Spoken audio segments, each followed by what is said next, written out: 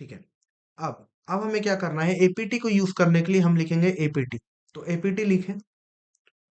अगर इसकी help open हो जाती है तो अच्छी बात है, अगर हेल्प ओपन नहीं होती है तो हम हाइफन हाइफन हेल्प करके लिख सकते हैं या हाइफन एच करके लिख सकते हैं। तो हमें बता रहा है, पहले तो बैनर बता रहा है, ठीक है, ऊपर स्क्रॉल करिए। बैनर बता रहा है। बैनर का मतलब क्या होता है, सॉफ्टवेयर का नाम और उसका वर्जन। तो बैनर क्या है, एपीटी 2.9.5। उसके बाद नीचे में इंस्ट्रक्शंस लिखे हैं, यूज कैसे करना है। तो बोल रहा है कि एपीटी आपको लिखना पड़ेगा। एपीटी लिखने के बाद आपको जो भी ऑप्शन देने हैं या जो भी कमांड आपको देने हैं वो आप दे सकते हो। नीचे में एक छोटा सा डिस्क्रिप्शन लिखा हुआ है कि कमांड लाइन पैकेज मैनेजर है, ठीक है, जिससे कि आप सॉफ्टवेयर या को सर्च कर सकते हैं, उन्हें डाउनलोड इंस्टॉल कर सकते हैं। उसके नीचे में कुछ कमांड्स लिखे हुए हैं जैसे कि लिस्ट। अगर आपको देखना है कि आपके डिवाइस पर कौन कौन से पैकेजेस इंस्टॉल है, hold a second. Hello, class में था, बोल, बोलना। कुछ काम था क्या? कल होगा ना? रविवार का बोला था ना तुम्हें? हम्म। हाँ, सब ठीक है। हम्म। क्या हुआ, बोलना तुम। अरे बोलना। ठीक है।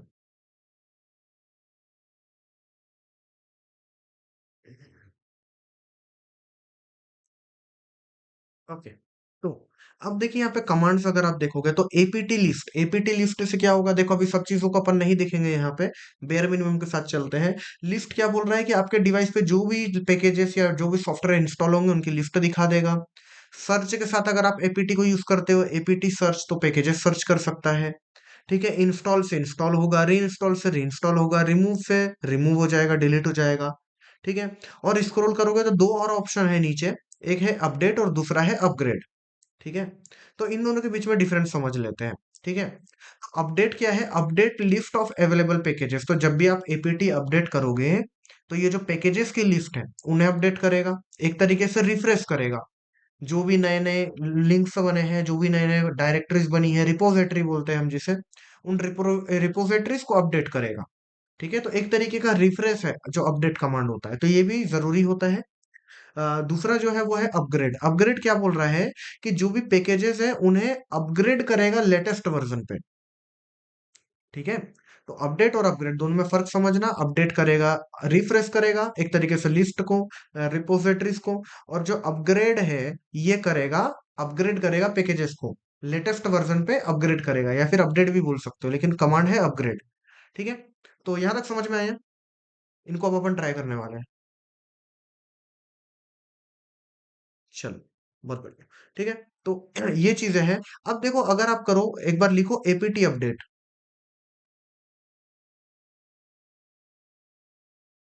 नहीं, माइनस नहीं लिखना है, माइनस माइनस नहीं लगाना है, डायरेक्ट लिखना है। हाँ, एंटर करिए। कर दो, डायरेक्ट एंटर कर दो। ठीक है। तो आई थिंक ये अपडेट हो रहा है, शायद आपने क्या, अरे उसे कॉन्फ़िगर कर चुके हो आप डेव को, एपीटी को।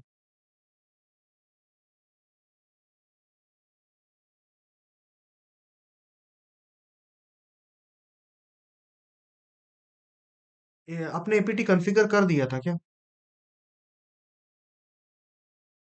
नहीं, तो फिर क्यों हो रहा है? ठीक है, क्लोज करिए इसे, मतलब ये चैट बॉक्स को क्लोज करिए। ओके। तो ठीक है, एक काम करो, एपीटी इंस्टॉल जी एडिट लिखो। ये फाइल कौन सी थी, वीएमवेयर फाइल थी या फिर इंस्टॉलर फाइल थी, आईएसओ? एपीटी इंस्टॉल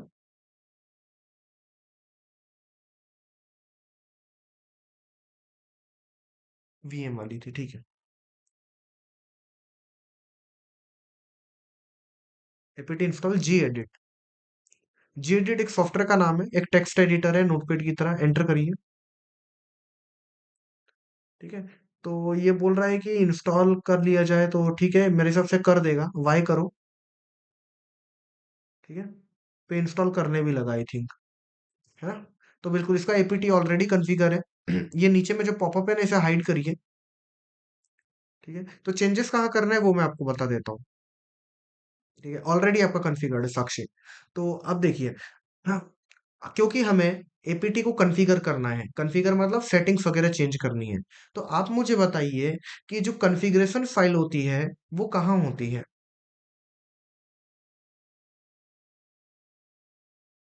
जो कॉन्फ़िगरेशन फ़ाइल होती है, वो कहाँ पर होती है? किस डायरेक्टरी में होती है लिनक्स फ़ाइल सिस्टम के अकॉर्डिंग?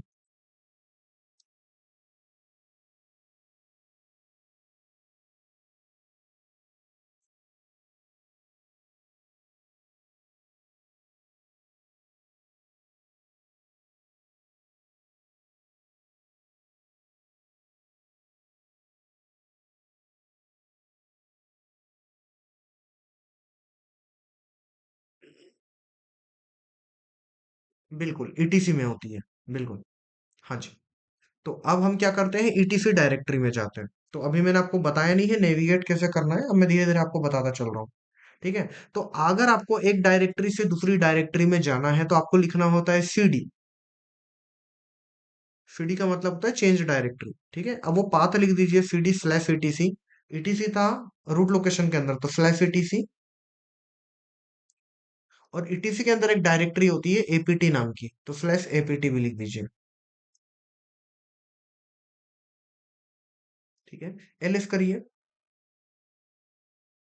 यहाँ पर आपको कुछ डायरेक्टरीज दिखेगी और कुछ फाइल मिलेगी। जो ब्लू कलर में है वो डायरेक्टरीज है, वो फोल्डर्स है। जो व्हाइट कलर में है वो फाइल है। तो यहाँ पे एक फाइल है sources डॉट लिस्ट। इसके अंदर टेक्स्ट टेक्स्ट के फॉर्म में कॉन्फ़िगरेशन होगी। तो हमें इसे बेसिकली ओपन करना पड़ेगा। तो अभी तो जैसे कि हम इसे gedit में ओपन कर सकते हैं, लेकिन जब आप पहली बार इसे कॉन्फ़िगर करोगे तो gedit होगा ही नहीं आपके पास और आप इंस्टॉल भी नहीं कर पाओगे। तो यहाँ पे बेटर होगा कि हम नैनो यूज करें। नैनो प्री इंस्टॉल्ड आता है, तो नैनो लिखिए। और उसके बाद फाइल का नाम लिख दीजिए, तो ये फाइल ओपन हो जाएगी। ठीक है, एंटर करें। अभी थोड़ा सा कॉन्फ़िगरेशन वाला पार्ट हो सकता है आपको समझने में दिक्कत हो। अच्छा, ये कॉन्फ़िगर नहीं है तो भी ये ले रहा है, चलिए कोई दिक्कत नहीं, नहीं पता मुझे ऐसा क्यों हो रहा है। ठीक है, तो अब देखो, यहाँ पे एक चीज़ है, समझो कि अभी जैसे कि मैंने डायरेक्टरी में स्विच किया, मैंने एक फाइल को ओपन किया, ये मैंने बस अभी कमांड आपको बता दिया। ठीक है, मैंने अभी आपको एक्सप्लेन नहीं किया है। तो उसके लिए दिक्कत मत लेना। ओवरव्यू देखो कि मैं किस फोल्डर में जाके किस फाइल में चेंजेस क्या कर रहा हूँ, बस इतना ध्यान रखिए। एक बार आप आगे चल के मैं आपको कमांड सिखा दूंगा तो आप खुद भी कर पाओगे। तो अभी बस ये समझिए कि कहाँ पर जाके मैं किस चीज को क्या चेंज कर रहा हूँ। हाँ मान बोलो।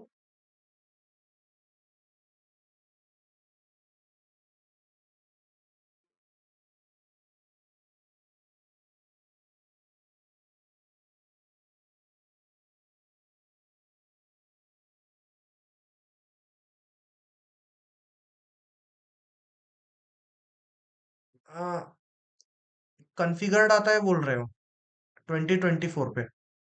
नहीं, मुझे तो नहीं लगता, क्योंकि 2024 पे मैंने भी किया है कॉन्फ़िगर, तो मुझे तो करना पड़ा था।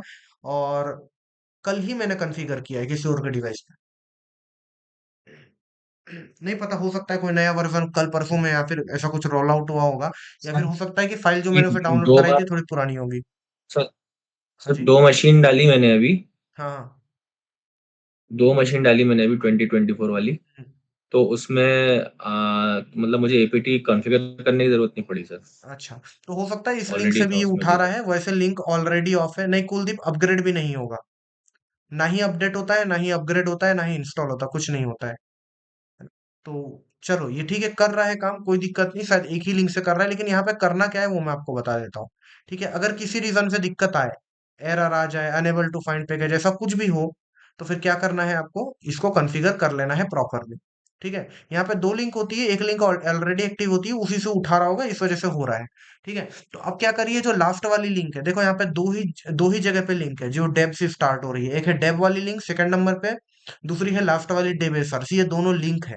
ठीक है, जहां से ये पैकेजेस को उठाएगा, डाउनलोड करेगा। तो जो हैशटैग लगा है ना, उससे क्या होता है, कमेंट हो जाती है चीजें, कमेंट हो जाती है तो वो डीएक्टिवेट। ठीक है, तो ऑलरेडी अगर आप देखोगे तो लास्ट वाला डेव एसआरसी वाली लिंक डीएक्टिवेट है, तो हमें उसे एक्टिवेट करना होगा। कैसे करेंगे एक्टिवेट, हैशटैग को हटा देंगे। ठीक है, तो हाँ, ये डी पर भी जाइए और बैक स्पेस करिए, नहीं एंटर करिए, डी पर जाइए, बैक स्पेस करिए। ठीक है, हाँ, तो अब ये एक्टिवेट हो चुकी है, देख रहे हो, हैशटैग हट गया तो एक्टिवेट हो गई। अब हमें क्या करना है, इसे सेव करना है। तो नैनो में आपको सेव करने के लिए कंट्रोल एस करना होता है। तो कंट्रोल एस करिए। जब आप सेव हो जाएगा तो नीचे में देखिए लिखा है रॉट 5 लाइन, थोड़ा कर्सर भी मूव करिएगा उसकी तरफ। रॉट 5 लाइन लिखा हुआ है, जिससे कि कंफर्म होता है कि जो मैंने अप्लाई किया है वो सेव हो चुका है। उसके नीचे में कुछ इंस्ट्रक्शंस लिखे हुए हैं कॉपी पेस्ट एग्जिट करने के। तो ये कमांड को कैसे रीड करेंगे वो समझते हैं। जो ये अप एरो का साइन आता है ना, पावर टाइप का, जिसको मैथ्स में पावर बोलते हैं, तो ये जो साइन है इसका मतलब होता है कंट्रोल। तो जैसे कि अगर वो लिखा हुआ है पावर जी लिखा हुआ है, तो उसका मतलब है कि कंट्रोल जी। उसके नीचे में देखिए लिखा है पावर एक्स, यानी कि कंट्रोल एक्स। तो कंट्रोल एक्स से आप एग्जिट हो जाएंगे, तो कंट्रोल एक्स करिए और यहाँ से एग्जिट हो जाते हैं। ठीक है। तो इस तरीके से इंस्ट्रक्शन आपको पढ़ने होते हैं।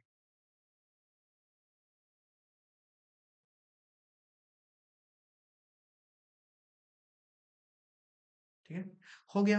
अब अब हम क्या कर सकते हैं, एपीटी अपडेट वापस से करिए। ठीक है। एक बार जब आपका ये काम हो जाए तो ऐसा नहीं होगा कि डायरेक्ट आप एपीटी इंस्टॉल करोगे तो भी काम नहीं करेगा। एपीटी अपडेट करेंगे। ठीक है, आप कर लीजिए वापस से, कोई दिक्कत नहीं है। ठीक है। एक बार अपडेट हो जाए तो उसके बाद आपको अपग्रेड करना पड़ेगा, एंटर करिए। ठीक है। ऐसा एक बार एपीटी अपडेट हो जाए तो उसके बाद आपको करना है अपग्रेड। ठीक है। अब जब अपग्रेड होगा तो आपके जितने भी सॉफ्टवेयर है वो सभी लेटेस्ट वर्जन पे जाएंगे, एंटर करिए। तो वो आपको पूछेगा भी, है ना। देखो यहाँ पर क्या आ रहा है कि टू डाउनलोड साइज 2.5 GB। ठीक है, लगभग 2.5 GB ये डाउनलोड करेगा डेटा। ठीक है, उतने साइज का डेटा डाउनलोड करेगा, और ऊपर में जो भी आपको सॉफ्टवेयर के नाम दिख रहे हैं ये अलग अलग कॉलम में, ये सभी सॉफ्टवेयर और पैकेजेस अपग्रेड हो जाएंगे लेटेस्ट वर्जन पे। तो कंटिन्यू करने के लिए वाई कर सकते हैं, तो आप कर दीजिए इसे। ठीक है। अब क्योंकि ये इतना सारा डाउनलोड करेगा फिर उन इंस्टॉल करेगा, ठीक है, तो ये थोड़ा टाइम टेकिंग होगा, हो सकता है आधे एक घंटे ले ले। नेट की स्पीड पे भी डिपेंड करता है।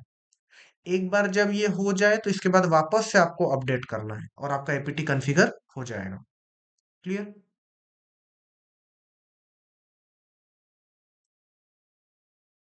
हाँ जी, बताएं, क्या यहाँ तक समझ में आया?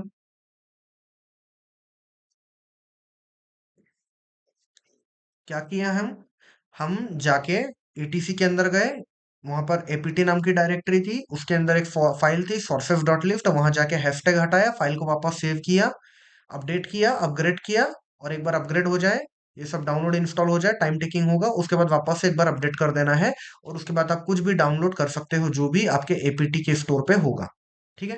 तो ये सबसे पहली चीज होती है जो कि आपको करनी होती है। अब ये काली के शायद नए वर्जन में वो साथ काम कर रहा होगा पहली लिंक से, तो कोई दिक्कत की बात नहीं है। लेकिन हो सकता है तब भी आगे चल के आपको कहीं पर दिक्कत आए। तो आई वुड सजेस्ट कि आप इसे इस तरीके से कॉन्फ़िगर कर ही लेना, फिर चाहे वो काम कर रहा हो या ना कर रहा हो। राइट।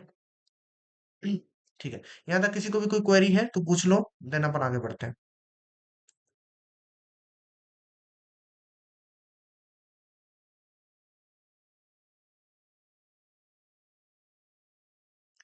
पैकेज इंस्टॉल में दिक्कत देगा? आ, कैसे दिक्कत देगा साक्षी, मतलब ये एक बार हो जाएगा तो पैकेज इंस्टॉल में दिक्कत नहीं देगा? अभी तो हमने जी एडिट किया ना।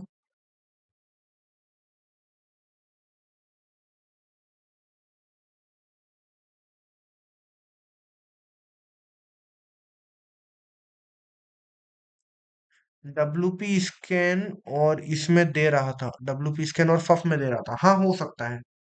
हो सकता है कि देखो जब भी कोई नया अपडेट आता है ना तो बहुत बार ऐसा होता है कि कुछ टूल्स है वो सही से काम नहीं करते, उनमें दिक्कतें आने लगती है।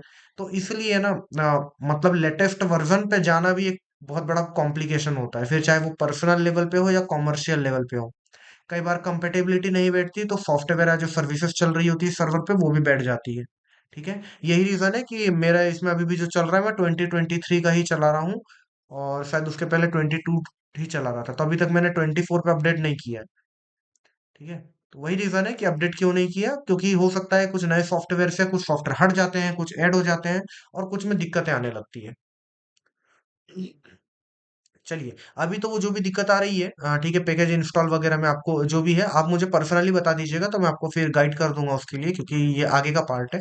ठीक है। और अपन उसका कुछ ना कुछ जुगाड़ देख लेंगे। ठीक है। लेकिन ये जनरल प्रोसेस आपका रहेगा। ठीक है। अब अब एक काम करिए, इसे होने देते हैं, एक नया टर्मिनल ओपन करिए और हम यहाँ पे देख लेते हैं कि किस तरीके से बेसिक्स लिनक्स ऑपरेशन हम करेंगे।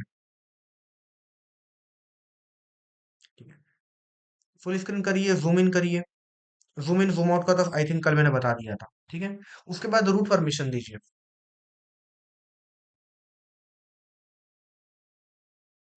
ठीक है, अब सबसे पहला कमांड जो हम देखेंगे वो ये है कि अगर हमें किसी भी जगह पर हम हैं, ठीक है, टर्मिनल ओपन होगा तो हम किसी ना किसी जगह पे लैंड होंगे। तो उस जगह पे कौन कौन सी डायरेक्टरीज है, कौन कौन सी फाइल्स है, अगर हमें उन्हें देखना है फाइल्स और डायरेक्टरीज, तो हमें कमांड को यूज कर सकते हैं एलएस। एलएस का मतलब होता है लिस्ट। ठीक है, तो ये क्या करता है, सभी डायरेक्टरी और फाइल्स को लिस्ट करा देता है। तो प्लीज आप लिखिए एलएस, लिख के एंटर करिए। ठीक है, तो देखिए यहाँ पर ये सब क्या है, ये सभी डायरेक्टरीज है। कैसे? क्योंकि ये ब्लू कलर में दिख रही है, जैसा कि मैंने आपको बताया था, काली के अंदर आप ये चीज कर सकते हो। जरूरी नहीं है कि दूसरा लिनक्स चलाओगे तो उसमें आपको कलर से आप कलर आपको दिखेगा ऐसा। ठीक है, लेकिन काली के अंदर, इसलिए मैं बोल रहा था थोड़ा बिगिनर फ्रेंडली है। तो अब यहाँ पे जो ब्लू कलर में दिख रही है ये सभी की सभी डायरेक्टरीज है। ठीक है, अगर यहाँ पे फाइल होती तो फाइल भी दिखती, मुझे वो सभी चीजें दिख रही है जो इस जगह पे है। अब एक्चुअल में ये है कहाँ पे, वो अगर हमें देखना है, तो देखिए आपको @काली के बाद एक पाथ दिख रहा होगा। ठीक है, /home/काली, जो क्या बता रहा है कि मैं होम डायरेक्टरी के अंदर, एक और डायरेक्टरी है जिसका नाम है काली, और मैं उस काली के अंदर ये सभी डायरेक्टरीज रखी हुई है। Desktop, downloads, documents, music, picture से जितनी भी डायरेक्टरी आप देख पा रहे हो एलएस के बाद, ये सभी डायरेक्टरी कहाँ है? होम काली के अंदर है। ठीक है, अब इससे एक चीज और रिलेट करिए, कल मैंने क्या बताया था, जो नॉर्मल यूजर्स होते हैं वो कहाँ पर होते हैं? उनकी पर्सनल डायरेक्टरी होती है होम के अंदर। तो जब हमने लॉग इन किया था तब हमने काली यूजर से किया था, इसी वजह से काली क्या था, एक नॉर्मल यूजर था।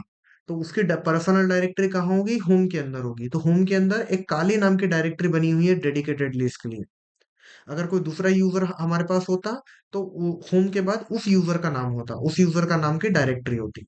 ठीक है, तो अभी ये जगह पे, अब मान लीजिए किसी रीजन से आपको ये होम काली नहीं दिख रहा है, आप कहीं पर हो और आपको देखना है कि आप हो कहाँ पर, आपको अपने आप को लोकेट करना है, तो आपको लिखना पड़ेगा PWD।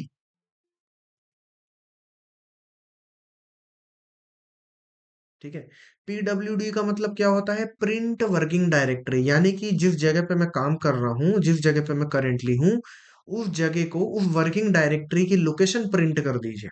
ठीक है, तो आपको इस तरीके से प्रिंट करेगा। आप देखिए, आपको दिख रहा है आपको लोकेशन होम काली।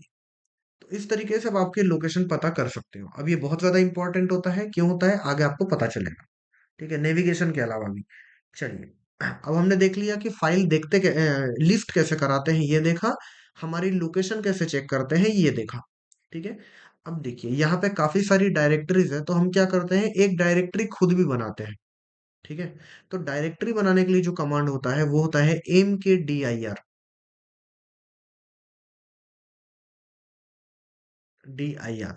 एम की dir का फुल फॉर्म है मेक डायरेक्टरी, एक फोल्डर बनाइए। ठीक है, तो जिस भी नाम का फोल्डर बनाना है वो आप mkdir के बाद लिख सकते हो स्पेस देके। तो एक डायरेक्टरी ही बना लेते हैं फोल्डर नाम की। ठीक है, एंटर करिए। अब देखो, जब एंटर किया, रुकना एक मिनट। ठीक है, जब एंटर किया हमने mkdir फोल्डर, तो उसके बाद देखिए डायरेक्टली आ गया @काली, कुछ भी हमें एरर वार्निंग टाइप का देखने को नहीं मिला। इसका मतलब ये है कि जो ऑपरेशन आप कर रहे थे वो सक्सेसफुल हो चुका है। कंफर्मेशन के लिए एलएस किया हमने, तो देखिए एक डायरेक्टरी बन चुकी है फोल्डर नाम की, दिख रही है आप लोगों को डाउनलोड्स के बाद। ठीक है, तो एक, हाँ जी ये रही। तो एक डायरेक्टरी बन चुकी है। अब ये डायरेक्टरी कहाँ है? ये उसी जगह पे है जहां पर मैं हूँ। कैसे? क्योंकि मैंने एलएस किया, मुझे दिख रही है, यानी कि हम दोनों सेम जगह पे हैं। ये फोल्डर भी उसी जगह पे है जहां पर मैं हूँ। ठीक है, यानी कि काली के अंदर, होम काली के अंदर। ठीक है, तभी ये मुझे दिख रहा है। तो अगर मुझे इस फोल्डर में जाना है, नेविगेट करना है या फिर जंप करना है, तो मैं क्या लिखूंगा? मैं लिखूंगा सीडी। सीडी का मतलब होता है, होल्ड ऑन, सीडी का मतलब होता है चेंज डायरेक्टरी। तो आपको जिस भी डायरेक्टरी में जाना है, आप लिखेंगे सीडी पहले कि डायरेक्टरी को चेंज करिए, चेंज डायरेक्टरी, और उसके बाद उस डायरेक्टरी का नाम लिखेंगे जिसमें आपको जाना है। तो हमें जाना है फोल्डर के अंदर। ठीक है। अब देखिए जैसे ही हमने एंटर किया कोई भी एरर नहीं आई, मतलब ऑपरेशन सक्सेसफुल हुआ। और एक चीज और देखिए अब क्या हुआ, होम काली के बाद देखिए फोल्डर वर्ड अभी ऐड हो चुका है। थोड़ा कर्सर भी उधर मूव करिए ताकि लोगों की नजर जाए। ठीक है। हाँ, इसे थोड़ा सेलेक्ट भी कर सकते हैं, हाईलाइट कर सकते हैं। तो देखिए क्या हो गया, पहले था होम काली, अब हो गया होम काली फोल्डर। क्यों? क्योंकि काली के अंदर एक डायरेक्टरी थी फोल्डर नाम की, और अब हम फोल्डर के उस फोल्डर नाम की डायरेक्टरी के अंदर आ चुके हैं।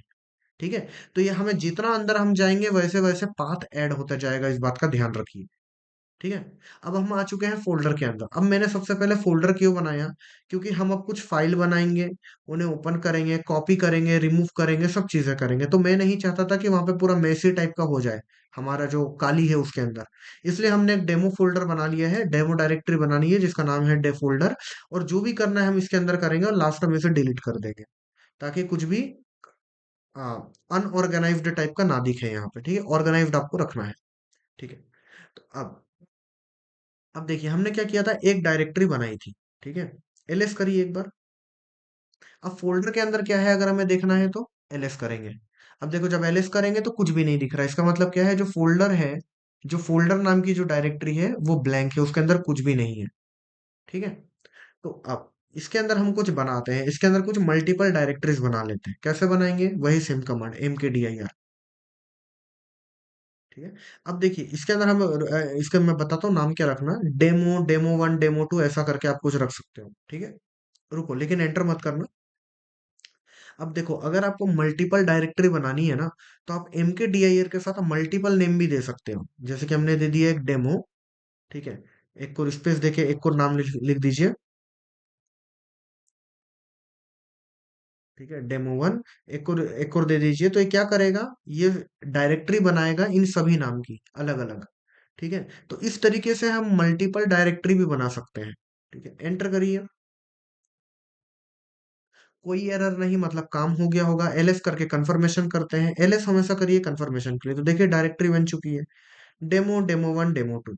ठीक है। अब हमें क्या करना है, हमें फाइल्स बनानी है। ठीक है। तो फाइल्स कैसे बना सकते हैं, तो दो तरीके होते हैं फाइल बनाने का। पहला तो ये कि अगर मुझे बस ब्लैंक फाइल बना लेनी है, यानी कि एक खाली फाइल बनानी है, तो क्या करेंगे, तो उसके लिए हमारे पास कमांड होता है टच। ठीक है। तो टच, और उसके बाद आप आपकी फाइल को एक नाम दे दीजिए। तो एक काम करिए, फाइल को एक नाम दीजिए, फाइल डॉट टी। एंटर करिए। कोई एंटर करिए, कोई एरर नहीं, मतलब कि फाइल बन चुकी होगी। एलएस करके कंफर्म करेंगे तो फाइल डॉट टी नाम की एक फाइल बन चुकी है। लेकिन ये जो फाइल है ये ब्लैंक है, इसके अंदर कुछ भी नहीं है। ठीक है, इसके अंदर कुछ भी नहीं है। इसी तरीके से अगर मुझे मल्टीपल फाइल भी क्रिएट करनी है ब्लैंक, तो मैं उसी तरीके से कर सकता हूँ। टच के साथ मैं मल्टीपल फाइल के नाम दे सकता हूँ। तो एक काम करिए और भी नाम दे दीजिए, file 2.txt, 3.txt, something like that.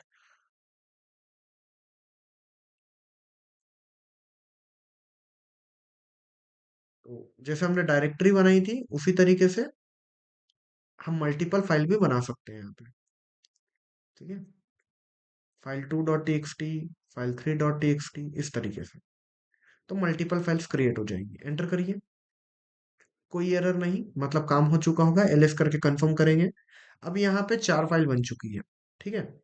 अब ये जितनी भी फाइल है ये ब्लैंक है, इनके अंदर कुछ है नहीं, कुछ भी नहीं है। ठीक है। लेकिन अगर मुझे इस फाइल के अंदर कुछ लिखना है, मान लीजिए मुझे कोड लिखना है, मुझे अपना मैसेज लिखना है, मुझे इसके अंदर कंटेंट लिखना है, तो मुझे इसे एक एडिटर के अंदर ओपन करना पड़ेगा, एक टेक्स्ट एडिटर में ओपन करना पड़ेगा। जैसे कि विंडोज में होता है नोटपैड, उसी तरीके से लिनक्स के अंदर होते हैं नैनो, विम, माउस पैड, और भी अलग अलग होते हैं, जी एडिट होते हैं। ठीक है। तो हम क्या करते हैं, यहाँ पे किसी भी एडिटर को यूज कर सकते हैं। फिलहाल में हम जी एडिट को यूज करते हैं। अगर इंस्टॉल नहीं है तो एपीटी इंस्टॉल जी एडिट करके कर सकते हैं। तो जी एडिट में हम इसे ओपन करेंगे। तो कैसे ओपन करेंगे, जिस भी सॉफ्टवेयर में आपको ओपन करना है, जिस भी एडिटर में ओपन करना है उसका नाम लिखेंगे और उस फाइल का नाम लिखेंगे जिसे ओपन करना है।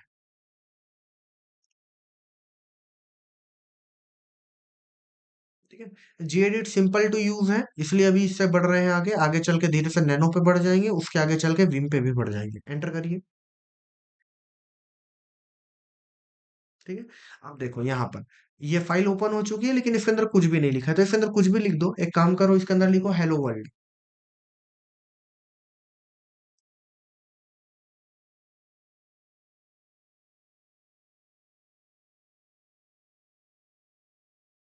और इसे सेव कर दो, टॉप राइट पे सेव बटन है, क्लोज करिए।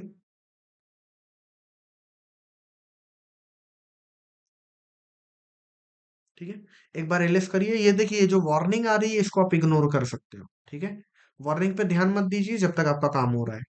अब एलएस करिए। ठीक है, तो हमने किस फाइल में चेंजेस किए थे? File dot TXT. ठीक है, अब देखो एक चीज और मैं आपको बताता हूँ। gedit दो काम करता है, या फिर कोई भी टेक्स्ट एडिटर दो काम करता है। अगर उस नाम की फाइल आप दोगे तो वो ओपन कर देगा, लेकिन अगर आप कोई ऐसा नाम दोगे जो कि है ही नहीं, जिस नाम की फाइल है ही नहीं, तो वो उस नाम की फाइल क्रिएट कर देगा।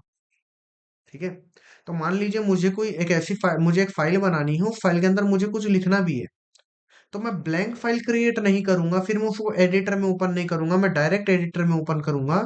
तो वो क्या होगा, एक नई फाइल क्रिएट हो जाएगी, मैं डायरेक्टली लिख सकता हूँ। जैसे कि मान लीजिए मुझे एक फाइल बनानी है, फाइल का नाम रख लेते हैं अपन प्रोग्राम।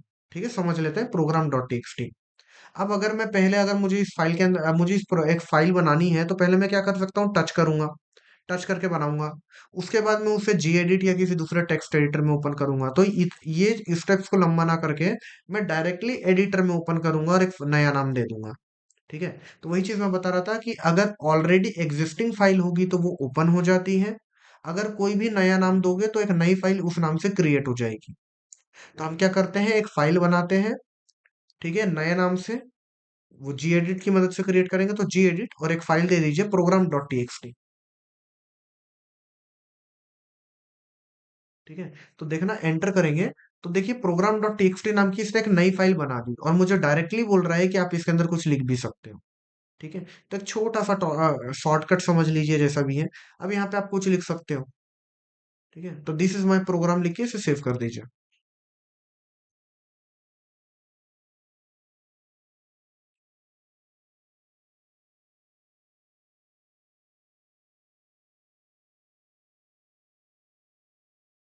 ठीक है? और उसे मैक्सिमाइज ही रखिएगा, नहीं तो दिक्कत हो रही है। ठीक है, एलएस करिए। तो देखिए प्रोग्राम डॉट टीएक्सटी नाम की फाइल यहाँ बन चुकी है। ठीक है, अब देखो कंटेंट भी देखने के दो तरीके हैं। अगर मुझे इसके अंदर का कंटेंट देखना है, तो मैं क्या करूंगा, मुझे इसे टेक्स्ट एडिटर में ओपन करना पड़ेगा, जैसे हमने किया था। तो वही अगर मुझे टेक्स्ट एडिटर में वापस ओपन करना है, तो मुझे जी एडिट प्रोग्राम डॉट टीएक्सटी लिखूंगा, तो ये फाइल ओपन हो जाएगी टेक्स्ट एडिटर में, और मैं इसे देख पाऊंगा, इसके अंदर का कंटेंट पढ़ पाऊंगा। कुछ चेंज करना है तो वो भी मैं कर सकता हूँ। ठीक है, इसे क्लोज कर दीजिए, क्लोज ही कर दीजिए अभी। राइट साइड में है ना क्लोज? हाँ हाँ, क्रॉस, क्रॉस क्रॉस। नहीं नहीं, क्रॉस है, क्रॉस, हाँ। ठीक है, तो इस तरीके से हम एक फाइल को ओपन भी कर सकते हैं, और उसके अंदर का कंटेंट देख भी सकते हैं, मॉडिफाई भी कर सकते हैं। लेकिन एक तरीका और है जिससे कि हम बिना फाइल को ओपन करे उसका कंटेंट देख सकते हैं। कैसे होगा?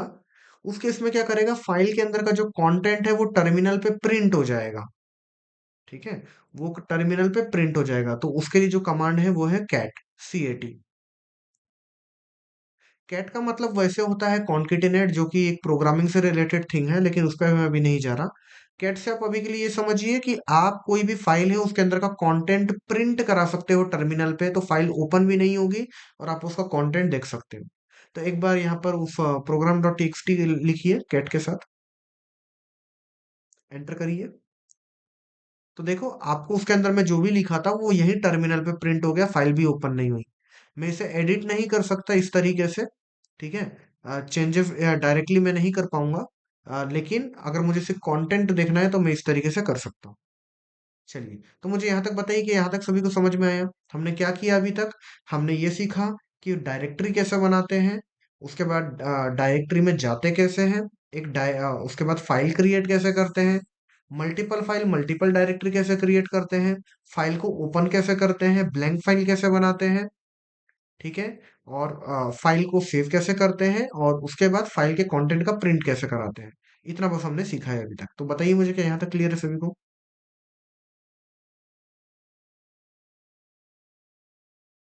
हाँ जी, किसी को कुछ क्वेरी है तो पूछ लो।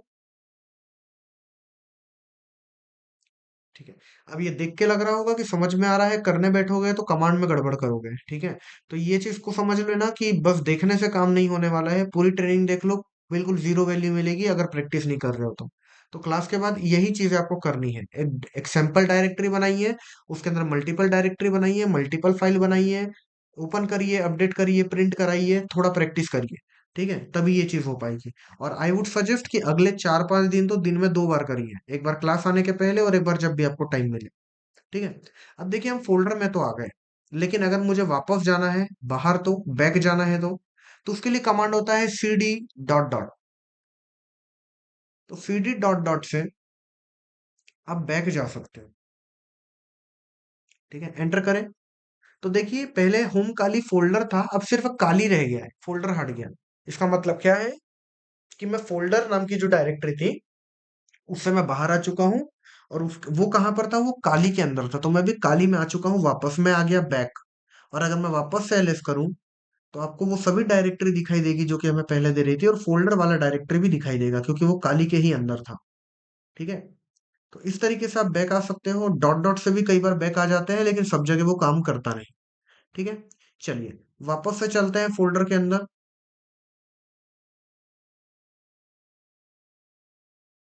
ठीक है, एलएस करिए। अब हमने फाइल बनाना भी सीख लिया, डायरेक्टरी बनाना भी सीख लिया, नेविगेट आगे डायरेक्टरी के अंदर जाना भी सीख लिया, वापस आना भी सीख लिया। ठीक है। फाइल ओपन करना भी सीख लिया, फाइल के अंदर लिखना और सेव करना भी सीख लिया। अब कुछ बेसिक ऑपरेशंस बचे हैं कि कॉपी कैसे करेंगे, मूव कैसे करेंगे और रीनेम कैसे करेंगे। तो इन तीनों ऑपरेशन को आज अपन समझ लेते हैं। ठीक है। तो किसी भी चीज को अगर कॉपी करना है तो उसके लिए हमारे पास कमांड होता है सीपी। सीपी का मतलब होता है कॉपी करें, करना है। ठीक है। तो कॉपी करने के लिए सीपी लिखेंगे, उसके बाद उस फाइल का नाम लिखेंगे जिसको आपको कॉपी करना है। तो एक काम करिए, यहाँ पे प्रोग्राम डॉट टीएक्सटी को कॉपी करिए। ठीक है। उसके बाद आपको बताना है कि कहाँ पर कॉपी करना है, किस जगह पे कॉपी करके इसकी डुप्लीकेट फाइल रखनी है। ठीक है। तो हम इसको रखना चाहते हैं डेमो के अंदर। अब एक बात बताइए मुझे, डेमो कहाँ पर है? डेमो का फुल पाथ है क्या? ये मुझे चैट में लिख के बताइए। रुकना, अभी कमांड मत लिखना। हम्म। मुझे चैट में लिख के बताइए कि जो डेमो डायरेक्टरी है उसका फुल पाथ क्या है, वो है कहाँ पर?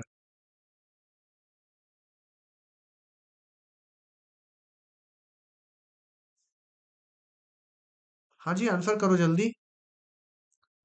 होम काली फोल्डर डेमो, बिल्कुल। है ना? ऊपर आपको दिख रहा होगा होम काली फोल्डर तो लिखा हुआ है, और इस फोल्डर नाम की डायरेक्टरी के अंदर डेमो नाम की डायरेक्टरी है। तो हमें क्या करना पड़ेगा? मोनू, पूरा आपने नहीं बताया, है ना? डेमो का पूरा पाथ होगा होम काली फोल्डर डेमो। ठीक है। तो डेमो भी ऐड करेंगे उस डायरेक्टरी को भी। तो अब हमें क्या करना पड़ेगा, हम चाहते हैं कि डेमो के अंदर ये कॉपी हो। ठीक है। तो मैं क्या करूंगा, उस वो पूरा पाथ दे दूंगा, तो लिखिए स्लैश होम काली फोल्डर डेमो।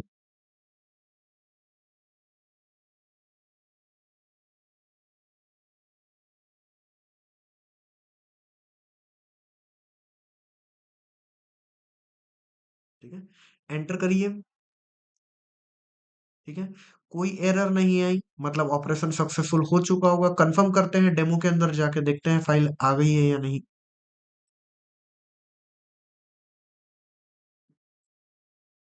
एंटर करें, एलएस करें।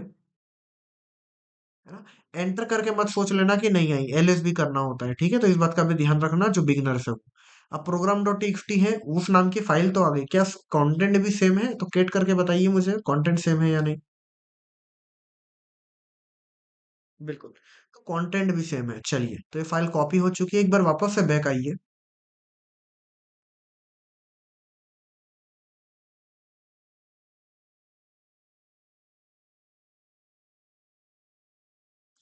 एलएस हमेशा करना है, इस बात का आप लोगों को ध्यान रखना है। अब इस फाइल को मैंने कॉपी तो कर दिया, लेकिन मैंने सेम नाम से किया था। अब मान लीजिए मैं इसी फाइल को कॉपी करना चाहता हूँ, लेकिन मैं इसका नाम दूसरा रखना चाहता हूँ। तो वो भी हम कर सकते हैं। कैसे करेंगे? सेम कमांड रन कराएंगे। तो हम उसी डेमो फोल्डर में ही कॉपी करते हैं इसको, सेम प्रोग्राम को। तो वही कमांड लिखिए। देखिए सीपी किसे कॉपी करना है, प्रोग्राम डॉट टीएक्सटी को। कहाँ कॉपी करना है, डेमो के अंदर। ठीक है। लेकिन मैं क्या चाहता हूं, इसे हटा दो। ठीक है। लेकिन मैं क्या चाहता हूं कि ये जो प्रोग्राम डॉट टीएक्सटी है ये कॉपी तो हो, लेकिन इसका ये इस नाम से ना हो। इसका नाम अपडेट हो जाए, ये कुछ और नाम से रीनेम करके हो। तो मुझे क्या करना पड़ेगा, उस केस में एक स्लैश लगा के मुझे नया नाम दे देना होगा बस। तो हम इसका नाम चेंज कर देते हैं, न्यू नेम डॉट टीएक्सटी कर देते हैं। नहीं, स्पेस नहीं देना है, साथ में ही लिखना है, ये भी पाथ का हिस्सा होगा। Slash new name dot TXT. तो ये जो फाइल है, ये सेम फाइल कॉपी होगी लेकिन एक नए नाम से वहां पर प्रेजेंट हो जाएगी, टीएक्सटी। एंटर करें। ठीक है। अब जाइए डेमो में वापस, एलिस करें। देखिए नए नाम की फाइल बन गई। क्या ये वही फाइल है, कैसे चेक करेंगे, कंटेंट देख लेते हैं। अगर कंटेंट वही होगा तो मतलब ये सेम फाइल है।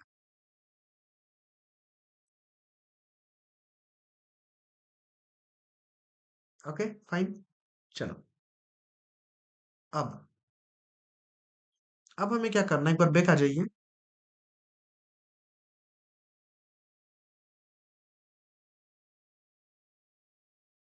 ठीक है। अब हमें इस फाइल को मूव करना है, एक जगह से दूसरी जगह पे मूव कैसे कर सकते हैं। ठीक है। तो उसके लिए जो कमांड होता है वो होता है एमवी। एमवी मतलब होता है मूव। ठीक है। अब ये भी सेम, इसका सिंटेक्स सेम होगा। उस फाइल का नाम जिसे कॉपी करना, जिसको मूव करना चाहते हो, उसके बाद आपको पूरा पाथ देना होगा कहां पर मूव करना चाहते हो।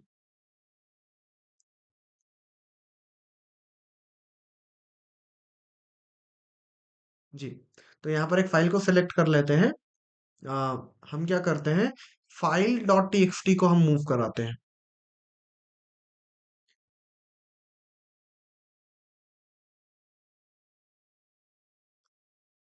ठीक है। अब इसे मूव कराइए डेमो वन के अंदर, तो पूरा पाथ लिखना पड़ेगा। डेमो वन कहाँ है, होम काली फोल्डर डेमो वन।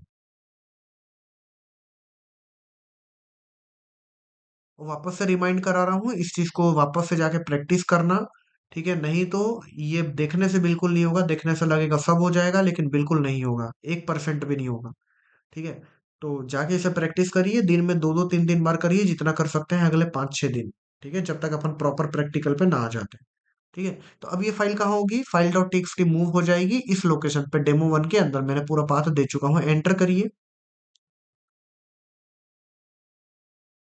ठीक है, एलएस करिए। और एलएस की भी हैबिट बना लेंगे हर बार। ठीक है। और डेमो वन में जाइए। एलएस नहीं करोगे तो जो फाइल होगी नहीं उसको ही आप बस ओपन करने की कोशिश करोगे गलत जगह पे। ठीक है। तो देखिए फाइल डॉट टीएक्सटी यहाँ आ चुकी है, इसका कंटेंट देख लेते हैं कंफर्म करने के लिए। हमने इसके अंदर हेलो वर्ल्ड लिखा था। एवोकेट करिए।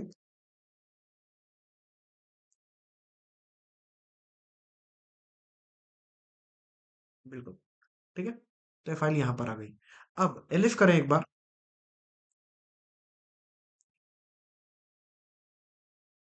अब हम ये देखते हैं कि किसी फाइल को रीनेम कैसे कर सकते हैं।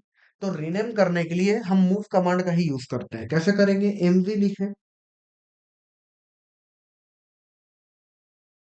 और उस फाइल का नाम दें जिसे रीनेम करना है।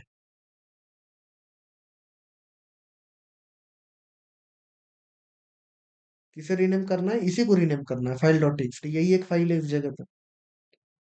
तो इसे ही रीनेम कर देते हैं। हाँ जी, लिखे फाइल डॉट टीएक्सटी।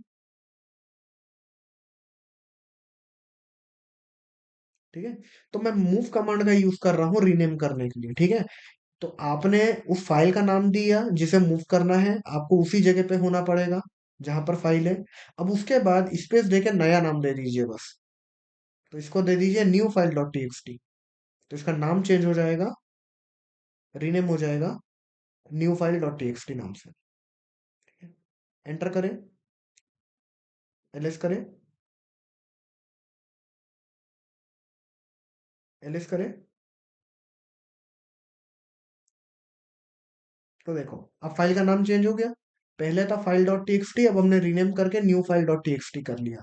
कैट करके देख लीजिए कंटेंट भी सेम तो सेम है या नहीं। है ना, एक बेटर कंफर्मेशन आपको मिल जाएगा।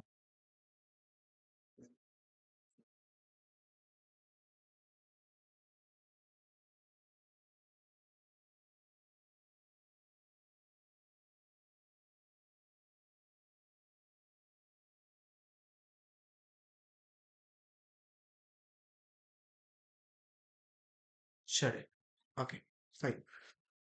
अब ठीक है, तो ये फाइल वही है, रीनेम हो चुकी है। अब एक काम करते हैं, एक बार वापस आते हैं। ठीक है, अब एक ऑपरेशन जो बचा है, वापस आ जाइए, cd डॉट डॉट से बैक आ जाए। ठीक है, एलिस करें। अब हम देखते हैं कि चीजों को डिलीट कैसे किया जा सकता है। तो एलिस करें एक बार। आप डिलीट करने के लिए जो कमांड होता है वो होता है rm। rm का मतलब होता है रिमूव, तो प्लीज लिखिए rm, और उस फाइल का नाम लिखिए जिसको आप डिलीट करना चाहते हैं। तो एक काम करिए, file1.txt को डिलीट कर दीजिए। मल्टीपल फाइल डिलीट करना है तो मल्टीपल नाम भी आप दे सकते हो। ठीक है, एंटर करिए। ठीक है, कोई एरर नहीं आई, एलएस करके कंफर्म करिए।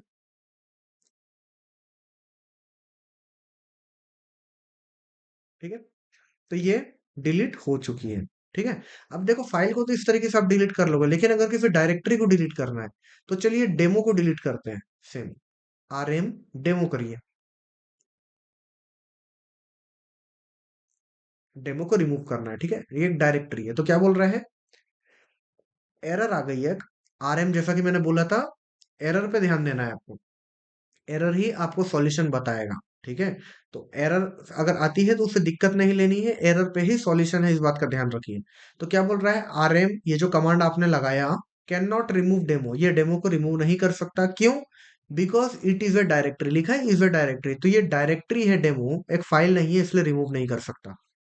तो इसके लिए हमें थोड़ा सा एक्सटेंड करना होता है कमांड को। लिखिए rm,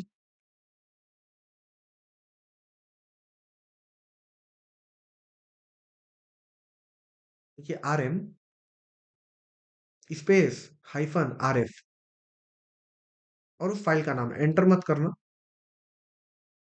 सॉरी उस डायरेक्टरी का नाम डेमो। ठीक है, एंटर मत करना। तो कर दिया, रुक जाओ। ठीक है, तो अब देखिए rm rf का मतलब बताता हूँ। rm मतलब रिमूव हो गया, उसके बाद हमने एक एक्सटेंशन लगाया हाइफन rf। जो आर आ रहा है आर एफ में, इसका मतलब है रिकर्सिवली। रिकर्सिवली का मतलब होता है लूप में, क्योंकि देखो एक डायरेक्टरी है, एक डायरेक्टरी के अंदर कुछ फाइल्स होगी। ये भी हो सकता है कि डायरेक्टरी के अंदर मल्टीपल डायरेक्टरी हो, उसके अंदर भी मल्टीपल डायरेक्टरी हो। तो हमें एक लूप तरीके से रिकर्सिवली काम करना होता है, इसलिए डायरेक्टरी में आपको हाइफन आर लगाना पड़ता है। ठीक है, रिकर्सिवली। दूसरी जो चीज है वो है एफ। एफ का मतलब है फोर्सफुली, यानी कि जबरदस्ती। ठीक है, तो क्योंकि डायरेक्टरी को रिकर्सिवली डिलीट करने की जरूरत होती है, क्योंकि डायरेक्टरी के अंदर डायरेक्टरी भी हो सकती है, और क्योंकि वो किसी प्रकार की दिक्कत ना करे, इसलिए फोर्सफुली जबरदस्ती करवाना पड़ता है। तो इसलिए rm-rf और डेमो, उसके बाद डायरेक्टरी का नाम लिखोगे तो वो डिलीट हो जाएगी। समझ में आया? देखो डिलीट हो चुकी है। क्लियर है यहाँ तक? हाँ जी, बताएं, क्या यहाँ तक समझ में आया? ज्यादा कुछ नहीं किया, कॉपी मूव रीनेम डिलीट यही किया है हमने। नेविगेशन, बेसिक ऑपरेशन, लिनक्स को चलाएंगे कैसे यही सीखा बस। ठीक है, फाइल ओपन कैसे होगी, अपडेट कैसे होगी, बस इतनी ही बेसिक चीजें हैं। ठीक है, तो आज के लिए इतना ही है। अब आप लोगों को क्या करना है, नेक्स्ट क्लास होगी मंडे को। ठीक है, 2 दिन है।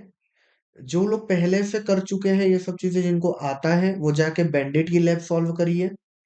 टारगेट है हमारा कि मंडे तक हमको चाहिए अप टू लेवल 30। ध्यान रखिए इस बात का, अप टू लेवल 30 तक हमें कंप्लीट चाहिए।